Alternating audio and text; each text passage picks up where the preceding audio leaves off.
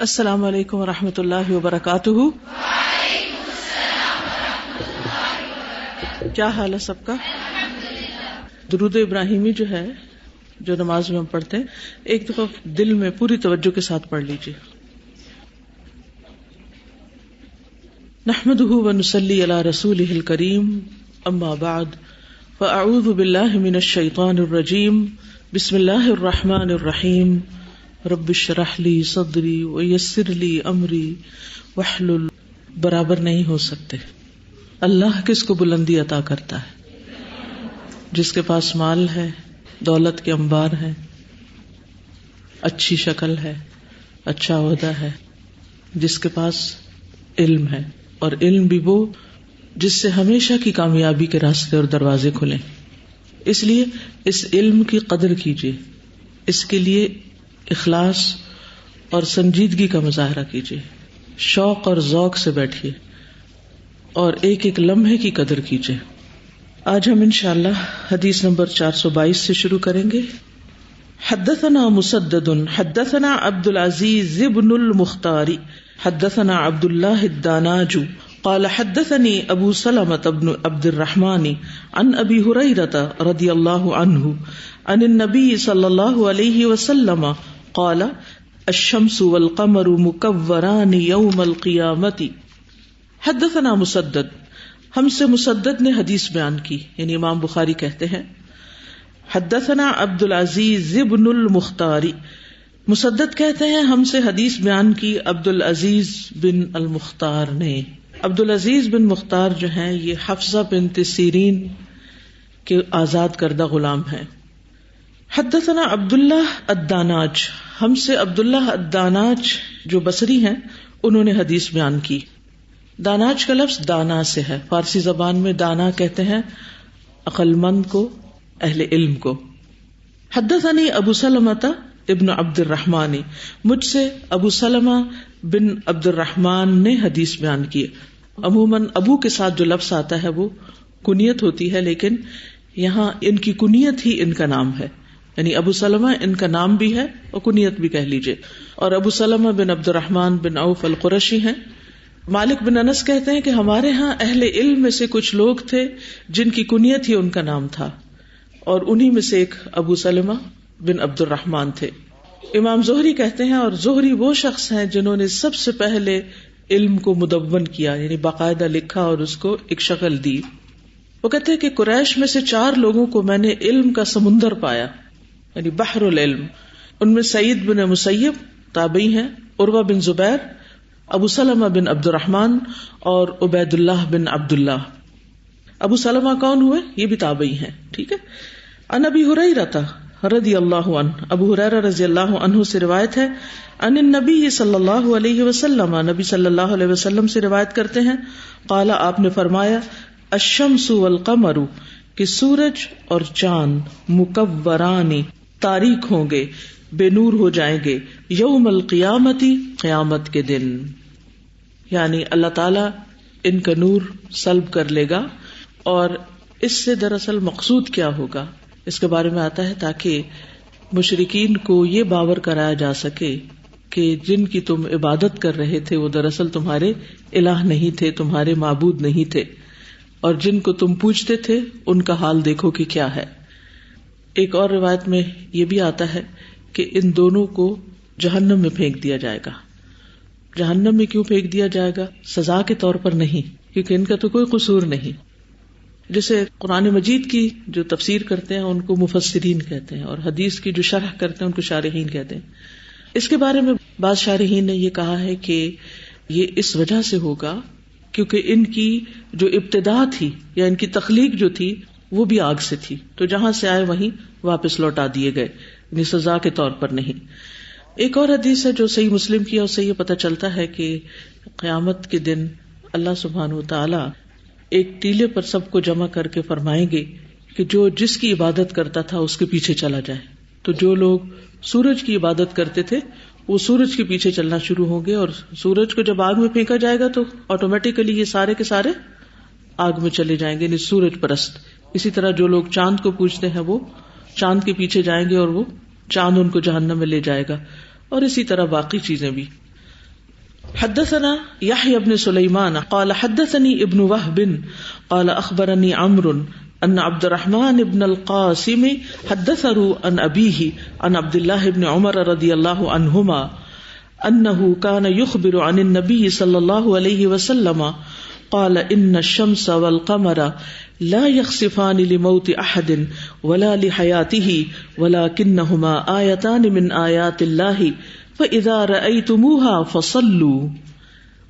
یہاں پر آپ دیکھیے کہ نہ صرف یہ کہ تخلیق کا ذکر ہو رہا ہے بلکہ اس کے ساتھ ساتھ ان مخلوقات کے ساتھ جو غلط عقائد وابستہ ہیں ان کی بھی اصلاح ہو رہی ہے.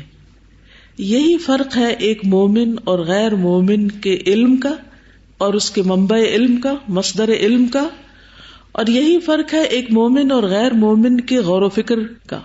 کہ مومن جب غور و فکر کرتا ہے تو محض یہ نہیں دیکھتا کہ یہ کس چیز سے بنا ہے، کیا ہے اس کے فائدے، کیا نقصان، کیا ہے، بلکہ وہ یہ بھی دیکھتا ہے کہ اس سے متعلق میرا دین مجھے کیا سکھاتا ہے، کہ اس کے ساتھ میرا تعلق کیسا ہونا چاہیے، میرا معاملہ کیسا ہونا چاہیے.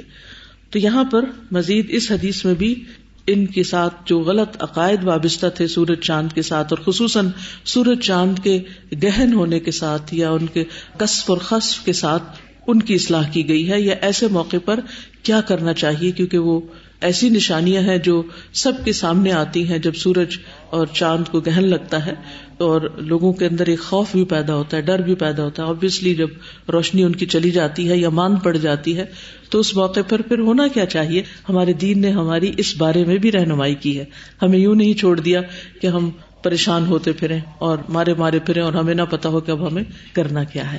اور ان مواقع پر جو شخص علم رکھتا ہے وہ صحیح طرز عمل اختیار کرے گا اور پرسکون ہو جائے گا، اور یہ وقت بھی اس کا عبادت بن جائے گا. تو یہاں پر یحییٰ بن سلیمان بیان کرتے ہیں کہ ہم سے ابن وہب نے بیان کیا. ابن وہب جو ہے یہ بھی ایک بہت بڑے عالم ہیں. مدینہ میں جب لوگوں کو امام مالک کے حوالے سے کسی چیز میں اختلاف ہوتا تو وہ ابن وہب کے آنے کا انتظار کرتے تھے، یہاں تک کہ ان سے اس بارے میں پوچھتے تھے. یعنی یہ ایک سند تھے، یعنی ان سے مختلف علمی معاملات میں فیصلہ کروایا جاتا تھا اور ان کی بات کو قبول کیا جاتا تھا. قال اخبرنی عمرو، وہ کہتے ہیں کہ مجھے خبر دی عمر نے، بے شک عبد الرحمن بن القاسم نے ان سے بیان کیا اور انہوں نے اپنے والد سے روایت کیا. عن عبداللہ ابن عمر، انہوں نے عبداللہ ابن عمر سے روایت کیا. عبداللہ بن عمر کس کے بیٹے ہیں؟ عمر بن خطاب کے رضی اللہ عنہما، اللہ ان دونوں سے راضی ہو جائے. انہ کان یخبر عن النبی صلی اللہ علیہ وسلم، کہ وہ نبی صلی اللہ علیہ وسلم سے یہ خبر دیا کرتے تھے، یعنی ان سے روایت کیا کرتے تھے. قال کہ آپ نے فرمایا، ان الشمس، بے شک سورج، والقمر اور چاند، لا یخسفان نہیں گہناتے، لموت احد کسی ایک کی موت پر، ولا لحیاتہ اور نہ اس کی زندگی پر، ولکنہما لیکن یہ دونوں، آیتانی دو نشانیاں ہیں، من آیات اللہ اللہ کی نشانیوں میں سے. فَإِذَا رَأَيْتُمُوهُمَا فَصَلُّوا پھر جب تم ان دونوں کو دیکھو یعنی گہن کی حالت میں، فَصَلُّوا تو تم نماز پڑھو. اچھا انگریزی میں کیا کہتے ہیں گہن کو؟ اکلپس. ٹھیک ہے، میں نے کہا ایسا نہ میں بار بار گہن بولتی رہوں اور آپ حیران رہے کہ میں کس چیز کی بات کر رہی ہوں. ٹھیک ہے، اچھا فل سولر اکلپس تھا، ٹوٹل اندھیرا ہو گیا تھا. مجھے بھی یاد ہے ایک دفعہ بچپن میں ایسے ہی ہوا تھا، بالکل دن میں رات ہو گئی تھی، جیسے تارے بھی نظر آنے لگتے ہیں. تو اس سے کیا پتہ چلتا ہے کہ اس موقع پر کرنے کا کام کیا ہے؟ ٹویٹس کرنا نہیں، ایک دوسرے کو خبر دینا نہیں، خبریں بنانا نہیں، بلکہ نماز پڑھنا. اس میں ایک نان مسلم ہی وہ ایکسپلین کر رہا تھا نا کہ یہ ابھی 1-1.5 ہفتے پہلے کی بات ہے، تو اس میں اس کی آواز چینج ہوتی جا رہی تھی، او اس طرح کر کے نا. یعنی اللہ نے تو الحمدللہ ہماری رہنمائی فرما دی کہ ہم نماز پڑھیں اس وقت، لیکن جن کے پاس یہ رہنمائی نہیں ہے تو پھر وہ ایسے ہی بیولڈرڈ رہ جاتے ہیں نا. بالکل. حدثنا اسماعیل بن ابی اویس قال حدثني مالک عن زید بن اسلم عن عطاء بن یسار عن عبد الله بن عباس رضی اللہ عنہما قال قال النبی صلی اللہ علیہ وسلم ان الشمس والقمر آیتان من آیات اللہ لا یخسفان لموت احد ولا لحیاتہ فَإِذَا رَأَيْتُمْ ذَلِكَ فَاذْكُرُوا اللَّهَ، پیچھے کیا ہے؟ فَصَلُّوا، اور یہاں کیا ہے؟ فَاذْكُرُوا اللَّهَ، کیونکہ بعض اوقات انسان نماز پڑھنے کی کنڈیشن میں نہیں ہوتا، یا اسے پڑھنی نہیں ہوتی، یا کہیں سفر پہ ہوتا ہے، یعنی مواقع نہیں ہوتے، یا اس کو پڑھنی نہیں آتی، کیونکہ اس نماز کا طریقہ مختلف ہے. تو آج ہم انشاءاللہ یہ بھی سیکھیں گے کہ کیسے پڑھتے ہیں، کیونکہ عام طور پہ پھر اس وقت ہم فقہ کی کتابیں اور حدیثیں نکال کے دیکھنے لگتے ہیں، اچھا بھلا کرنا کیا تھا، کیسے پڑھنی تھی، اکٹھے پڑھ سکتے ہیں یا الگ الگ پڑھنی ہے، کتنی لمبی پڑھیں، کیسی پڑھیں. تو بہرحال اسماعیل ابن ابی اویس مالک سے روایت کرتے ہیں، اور وہ زید بن اسلم سے، اور وہ عطا ابن یسار سے.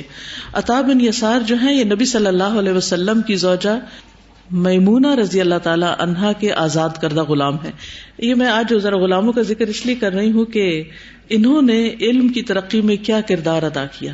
یعنی وہ غلام تھے، اور غلام کی اپنی کوئی مرضی نہیں ہوتی، وہ اپنی مرضی سے کچھ نہیں کر سکتا، حتیٰ کہ علم سیکھنے کے لیے بھی نہیں جا سکتا، اس کو اپنے آقا کی ضرورت ہوتی ہے، اجازت کی. تو ان لوگوں کو جب ان کے آقاؤں نے آزاد کیا تو وہ کس کام میں لگے، اور وہ کیسے لوگ تھے، اور اس وقت کا معاشرہ کیسا معاشرہ تھا جب ہر شخص کو کس بات کا شوق تھا کہ علم میں آگے بڑھے. تو عطا ابن یسار حضرت میمونہ کے آزاد کردہ غلام، اور ظاہر ہے کہ ان سے بھی انہوں نے علمی استفادہ کیا ہوگا اور ان کی صحبت کا بھی اثر ہوگا. ابو حازم کہتے ہیں کہ میں نے عطا بن یسار سے بڑھ کر ایسا کوئی شخص نہیں دیکھا جس نے نبی صلی اللہ علیہ وسلم کی مسجد کو لازم پکڑ لیا ہو. یعنی بہت زیادہ مسجد میں رہنے والے تھے اور مسجد سے محبت کرنے والے. اصل میں اس زمانے میں مسجد صرف نماز کے لیے نہیں ہوتی تھی، بلکہ علم کا مرکز بھی مسجد ہی ہوتا تھا، اور وہیں پر حدیث سنانے کی اور سیکھنے سکھانے کے حلقات منعقد کیے جاتے تھے، اور علماء بھی وہیں بیٹھتے تھے اور لوگ آ کر سیکھا کرتے تھے. اور اس کے علاوہ بھی بہت سی چیزیں وہاں پر ہوا کرتی تھی. تو بہرحال اس حدیث کو عبداللہ بن عباس رضی اللہ عنہ نے بیان کیا ہے. عبداللہ بن عباس جو ہیں وہ رسول اللہ صلی اللہ علیہ وسلم کے چچا کے بیٹے ہیں. عباس جو عبد المطلب کے بیٹے ہیں القرشی، یہ صغار صحابہ میں سے ہیں. یعنی صغار کا مطلب ہوتا ہے چھوٹے. یعنی نبی صلی اللہ علیہ وسلم جب فوت ہوئے تو یہ شاید 10-11 سال کے تھے یا کچھ اسی طرح ٹین ایج میں تھے. لیکن اتنے چھوٹے بچے کے لیے بھی رسول اللہ صلی اللہ علیہ وسلم نے ایک دعا کی تھی کہ اللہم فقہہ فی الدین وعلمہ التأویل. کیا دعا تھی؟ اللہم فقہہ فی الدین، اے اللہ انہیں دین کی سمجھ عطا کر اور اس کو تأویل یعنی قرآن کی تفسیر کا علم عطا کر. تو اللہ سبحانہ وتعالیٰ نے ان کے حق میں رسول اللہ صلی اللہ علیہ وسلم کی دعا قبول کر لی اور ان کو بے پناہ علم عطا کیا. اور ان کو کیا کہا جاتا ہے؟ حبر الامہ و فقیہھا و امامھا فی التفسیر. انہوں نے احادیث بھی بہت روایت کی ہیں، یعنی نہ صرف یہ کہ تفسیر کے بہت بڑے عالم تھے بلکہ حدیث کے بھی بہت بڑے عالم تھے. ان کے بارے میں عمرو بن دینار کہتے ہیں کہ میں نے کوئی مجلس ایسی نہیں دیکھی، یعنی کسی عالم کے پاس بیٹھ کر ایسا فیض نہیں اٹھایا جو ان سے اٹھایا، یعنی مجلس ابن عباس جو تھی، کیونکہ اس میں حلال حرام، عربی زبان، نسب اور شعر سب کچھ ہوتا تھا. یعنی بیک وقت ہمیں بہت کچھ ملتا تھا. اور انہوں نے دن مقرر کیے ہوئے تھے، یعنی مختلف ایام میں مختلف چیزیں پڑھایا کرتے تھے. اور یہ زبردست ٹائم مینجمنٹ ہے. اگر ایک شخص کو اللہ تعالیٰ نے ایک سے زیادہ علوم دیے ہوں تو اسے فیض پہنچانے کے لیے اپنے وقت کی تقسیم کرنی چاہیے تاکہ مختلف طرح کا ذوق رکھنے والے لوگ استفادہ کر سکیں. یہ 68 ہجری میں 68 ہجری میں طائف میں فوت ہوئے، اور یہ طائف میں ہی دفن ہے، اور ان کی قبر کے پاس ایک مسجد بھی ہے. مجھے اس مسجد میں جانے کا اتفاق ہوا الحمدللہ. بہرحال انہوں نے کیا حدیث روایت کی؟ ان الشمس والقمر آیتان. رسول اللہ صلی اللہ علیہ وسلم نے فرمایا کہ بے شک سورج اور چاند 2 نشانیاں ہیں، من آیات اللہ، اللہ کی نشانیوں میں سے، لا یخسفان، نہیں وہ گہناتے، لموت احد، کسی ایک کی موت کے لیے، ولا لحیاتہ، اور نہ اس کی زندگی کے لیے. فاذا رأیتم ذلک، پھر جب تم یہ دیکھو، فاذکروا اللہ، تو اللہ کا ذکر کرو، اللہ کو یاد کرو. اور ذکر کرنے میں کوئی بھی چیز ہو سکتی ہے، مثلا قرآن مجید کی تلاوت وہ شروع کر دے، انسان پڑھتا رہے، استغفار، تسبیحات، اللہ تعالیٰ کی بڑائی بیان کرے، اللہ اکبر کبیرہ والحمد للہ کثیرہ وسبحان اللہ بکرۃ واصیلا، یا کوئی بھی تسبیح جو آپ کو یاد ہو مثلا سبحان اللہ و بحمدہ، کیونکہ اللہ سبحانہ و تعالیٰ نے جو کلام فرشتوں کے لیے سب سے زیادہ پسند کیا وہ سبحان اللہ و بحمدہ ہی ہے. پھر ہے حدثنا یحییٰ بن بکیر حدثنا اللیث عن عقیل عن ابن شہاب قال اخبرنی عروۃ ان عائشة رضی اللہ عنہا اخبرته ان رسول اللہ صلی اللہ علیہ وسلم یوم خسفت الشمس قام فکبر وقرأ قراءة طويلة ثم ركع ركوعا طويلا ثم رفع رأسه فقال سمع الله لمن حمده وقام كما هو فقرأ قراءة طويلة وهي أدنى من القراءة الأولى ثم ركع ركوعا طويلا وهي أدنى من الركعة الأولى ثم سجد سجودا طويلا ثم فعل في الركعة الآخرة مثل ذلك ثم سلم وقد تجلت الشمس فخطب الناس فقال في كسوف الشمس والقمر إنهما آيتان من آيات الله لا يخسفان لموت أحد ولا لحياته فإذا رأيتموهما فافزعوا إلى الصلاة. امام بخاری کہتے ہیں حدثنا یحییٰ بن بکیر، ہم سے یحییٰ بن بکیر نے روایت کیا. حدثنا اللیث، وہ کہتے ہیں ہم سے لیث نے. عن عقیل، انہوں نے عقیل سے. عن ابن شہاب، انہوں نے ابن شہاب سے. اور یہاں جہاں بھی ابن شہاب آئے تو مراد کون ہوتے ہیں؟ ابن شہاب الزہری. یہ اپنے حافظے کی قوت کی وجہ سے بہت مشہور تھے، ان کا حافظہ بڑا زبردست تھا، اور جب ان سے پوچھا جاتا تو یہ کچھ ٹپس بھی دیا کرتے تھے. تو ایک موقع پر انہوں نے فرمایا کہ میں سیب نہیں کھاتا کیونکہ اس سے حافظہ کمزور ہوتا ہے. ہو سکتا ہے وہ کھٹے سیب ہوں وہاں کے، کیونکہ کہا جاتا ہے کہ کھٹی چیزوں سے حافظہ کمزور ہوتا ہے، لیکن آئی ڈونٹ نو کہ اس کی حقیقت کیا ہے، یہ بھی میں نے کہیں پڑھا ہی تھا. اور میں شہد کھاتا ہوں کیونکہ اس سے حافظہ تیز ہوتا ہے. ویسے بھی شہد تو ایسی چیز ہے فیہ شفاء للناس، تو جب حافظے کی کمزوری کی بیماری لاحق ہو جائے تو اس وقت گناہوں سے بچنے کے علاوہ عملی طور پر شہد کا استعمال شروع کر دیا جائے، اور اس نیت کے ساتھ کہ اللہ تعالیٰ اس کو ہمارے لیے بابرکت بنا دے، غذا بھی بنا دے اور شفا کا ذریعہ بھی بنا دے. ابن شہاب زہری کے بارے میں آتا ہے کہ یہ مدینہ میں سب سے زیادہ علم والے تھے، اور یہ وہ پہلے شخص ہیں جنہوں نے علم کی تدوین کی اور اسے لکھا، یعنی باقاعدہ اسے ترتیب دی اور لکھ کر سمیٹا.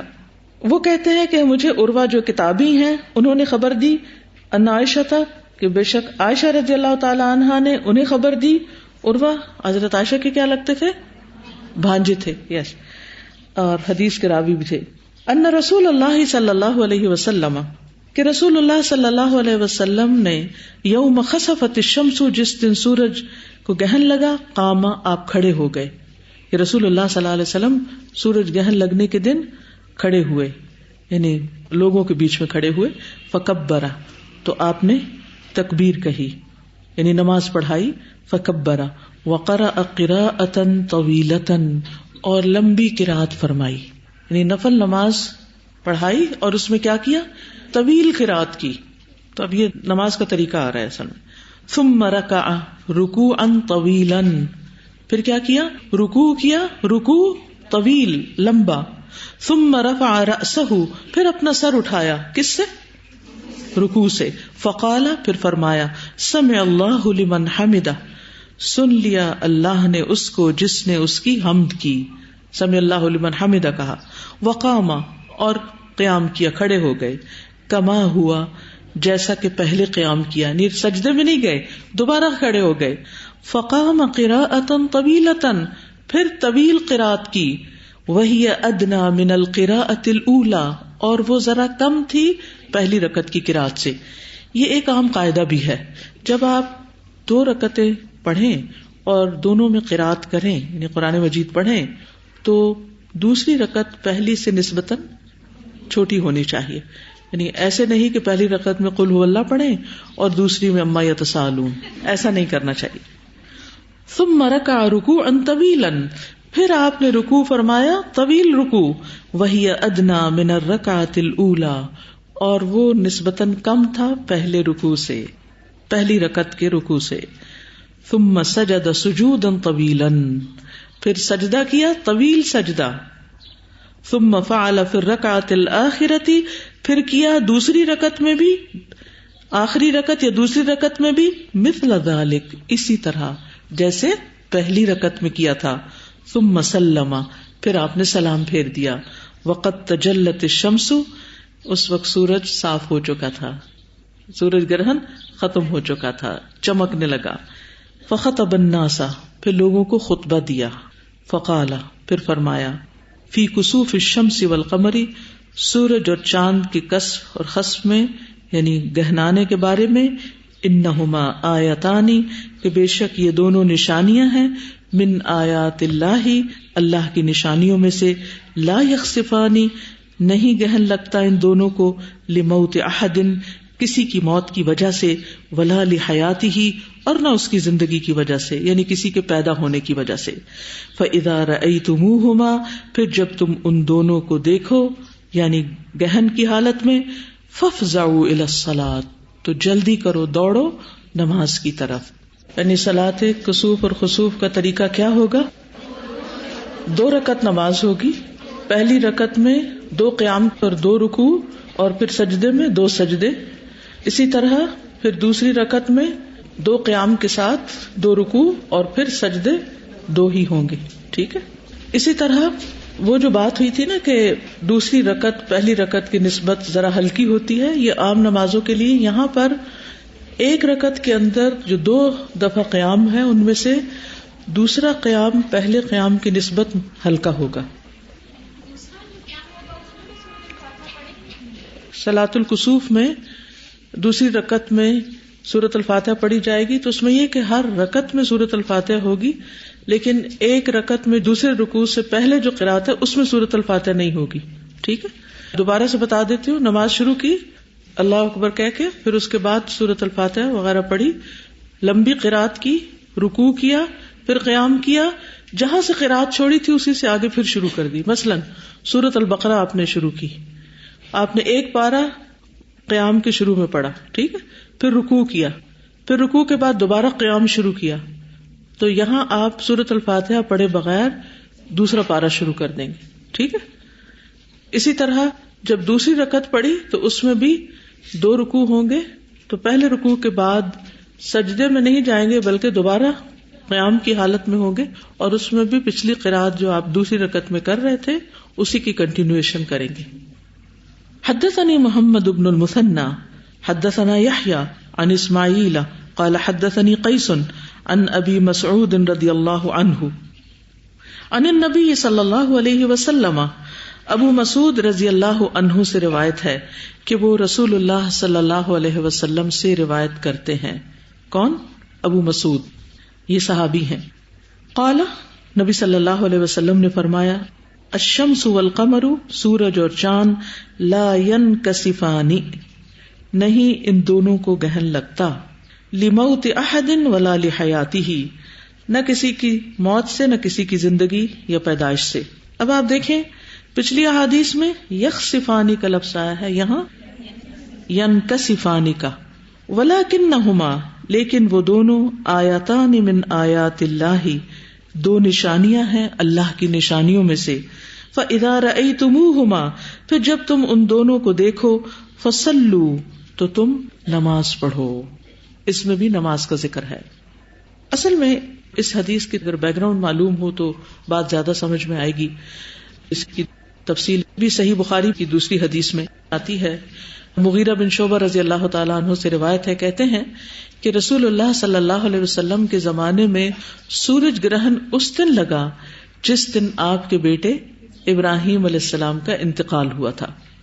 تو بعض لوگ کہنے لگے کہ یہ گرہن ابراہیم علیہ السلام کی وفات کی وجہ سے لگا ہے. بہت دفعہ ایسا ہوتا ہے کہ بعض اوقات کچھ کو انسیڈنسز ہوتے ہیں، 2 چیزیں ساتھ ساتھ ہو جاتی ہیں، تو اس میں پھر ہم اس کی متعدد وجوہات تلاش کرنے لگتے ہیں. تو لوگوں نے اس کو ابراہیم علیہ السلام کی وفات کے واقعے سے منسوب کر دیا. تو اس لیے رسول اللہ صلی اللہ علیہ وسلم نے فرمایا کہ گرہن کسی کی موت اور حیات سے نہیں لگتا، البتہ جب تم اسے دیکھو تو نماز پڑھا کرو اور دعا کیا کرو. یہاں اب تیسری چیز آ گئی، اور وہ کیا ہے؟ ذکر، نماز کے علاوہ دعا. اسی طرح ایک اور حدیث ہے جو صحیح مسلم کی ہے، اس میں رسول اللہ صلی اللہ علیہ وسلم نے فرمایا، یہ نشانیاں ہیں جن کو اللہ تعالیٰ بھیجتا ہے، یہ کسی کی موت یا حیات کی وجہ سے نہیں ہوتی، لیکن اللہ اس کو اپنے بندوں کو ڈرانے کے لیے بھیجتا ہے. اب یہ یاد رکھیے، اللہ تعالیٰ کس لیے بھیجتا ہے کہ بندوں کے دل میں ڈر پیدا ہو، یعنی وہ توجہ کریں. ہم سورج چاند کو بس دیکھ کے گزر جاتے ہیں، اللہ کو یاد نہیں کرتے، اس کی عظمت کا احساس دل میں نہیں ہوتا. تو اللہ تعالیٰ ان کے اندر ایک تبدیلی پیدا کر دیتا ہے تاکہ ہماری توجہ اس طرف ہو جائے اور ہمارے دل میں ڈر پیدا ہو جائے کہ یہ وہی رب ہے جس نے ان کو روشنی بخشی اور وہ چاہے تو ان کی روشنی چھین لے اور قیامت کے دن ان کو بے نور کر دیا جائے گا. فرمایا جب تم اس میں سے کوئی چیز دیکھو تو اللہ کے ذکر اور اس سے دعا اور استغفار کی طرف جلدی کرو. اب ایک اور چیز کیا پتہ چلی، کیا کیا کرنا چاہیے؟ استغفار کرنی چاہیے. اب یہ ساری تعلیمات ہمیں احادیث سے پتہ چلتی. اسی طرح ایک اور موقع پر آپ صلی اللہ علیہ وسلم نے صدقہ کرنے کا حکم بھی دیا، اور یہ حدیث سنن نبی داؤد کی ہے جس میں آپ نے فرمایا کہ جب تم یہ کیفیت دیکھو تو اللہ عز و جل سے دعا کیا کرو، اس کی تکبیر بیان کرو، اللہ اکبر کبیرہ مثلا، اور صدقہ دیا کرو. کتنے کام ہو گئے کرنے کے؟ 5. اب ایک کام اور رہتا ہے جو شاید آپ نہ کر سکیں، وہ ہے غلام آزاد کرنا. یہ سنن نبی داؤد ہی کی روایت ہے. اسماء رضی اللہ تعالیٰ عنہ کہتی ہے کہ نبی صلی اللہ علیہ وسلم نماز کسوف کے موقع پر غلام آزاد کرنے کا حکم دیا کرتے تھے. کیا ہی اچھا ہو اگر کوئی چھوٹا سا ایک پیراگراف لکھ کے کہ سورج گرہن اور چاند گرہن کے وقت کیا کرنا چاہیے. نمبر 1 نماز، اور پھر نماز کا طریقہ، اور نمبر 2 دعا اور استغفار اور ذکر اور صدقہ وغیرہ وغیرہ. تلاوت حدیث میں لفظ نہیں آتا، ذکر کے انڈر بریکٹ میں آپ نوٹ کر سکتے ہیں، لیکن تلاوت کو الگ نہیں کر سکتے کیونکہ نبی صلی اللہ علیہ وسلم نے تلاوت کا لفظ نہیں بولا، یا شاید بولا تو ہمارے علم میں ایسی بات نہیں ہے. تو جتنا علم ہو یا جو جیسے روایت میں آیا ہے اسی حد تک ہم اگر رہیں تو بہتر ہے. تو ہمارے ہاں کیا ہوتا ہے؟ اصل میں یہ علم ہم اس لیے حاصل کر رہے ہیں تاکہ اس سے ہم اپنے عمل کی اصلاح کر سکیں، اور غلط روایات اور طریقوں کو چھوڑ کے، توہمات کو چھوڑ کر وہ کام کریں جس کی ہمیں تعلیم دی گئی ہے. کیا توہمات پائے جاتے ہیں چاند گرہن سے متعلق؟ جی، بچوں کی پیدائش میں اب نارملٹیز جس کی وجہ سے آتی ہیں، ہرگز بھی نہیں. اس کا کوئی پروف نہیں، نہ کوئی سائنٹیفک پروف ہے اور نہ کوئی ہمارے دین میں ایسی بات ہے. اس لیے قطعاً اس بات پر ایمان نہیں رکھنا چاہیے اور نہ ہی اس وہم کا شکار ہونا چاہیے. اور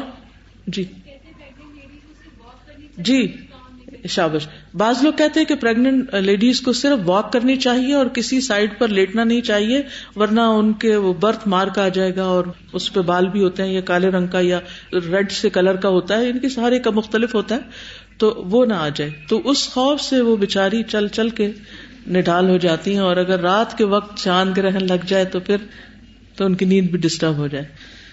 واضح؟ جی دادا، جیسے بھی بات ہو رہی تھی کہ نبی صلی اللہ علیہ وآلہ وسلم کے جو پیارے بیٹے تھے حضرت ابراہیم رضی اللہ تعالیٰ عنہ، ان کی ڈیتھ کے موقع پہ تھا، اور حالانکہ نبی صلی اللہ علیہ وآلہ وسلم کے لیے موقع کتنا بھاری تھا، لیکن اس وقت بھی پورا انہوں نے اس بات کی تعلیم کی. یہی بات اگر ہمیں کوئی کہتا ہم کہ ہاں ساری کائنات رو رہی ہے ہمارے لیے، ہمارے غم میں شریک ہے. دین کی تعلیم کا اس وقت بھی دین کی تعلیم دی. اور اس سے یہ بھی پتہ چلتا ہے کہ جب ایسی کوئی غیر معمولی چیزیں واقع ہوتی تھی تو آپ لوگوں کو حیران پریشان نہیں چھوڑ دیتے تھے، بلکہ اس موقع پر ان کی صحیح توجیہ کرتے، ان کو راہ دکھاتے، ان کو گائیڈ کرتے، ان کو تعلیم دیتے تاکہ وہ صحیح طرز عمل اختیار کر سکیں. آج ہمارے درمیان رسول اللہ صلی اللہ علیہ وسلم تو موجود نہیں، لیکن آپ کی احادیث موجود ہیں. اسی لیے میں نے شروع میں آپ کو یہ آیت سنوائی کہ هل يستوي الذين يعلمون والذين لا يعلمون، کیا یہ دونوں لوگ برابر ہو سکتے ہیں؟ ہزاروں لاکھوں کروڑوں لوگ ایسے ہیں جن کو نہیں پتا کہ ایسے موقع پر کیا کرنا چاہیے. اب ہمیں پتہ چل گیا ہے تو پھر ہمیں اس پر عمل بھی کرنا ہے. نیت اور دعا کر لیں کہ اللہ ہمیں توفیق دے، ایسا نہ ہو اس وقت ہم یہ حدیث بھول جائیں.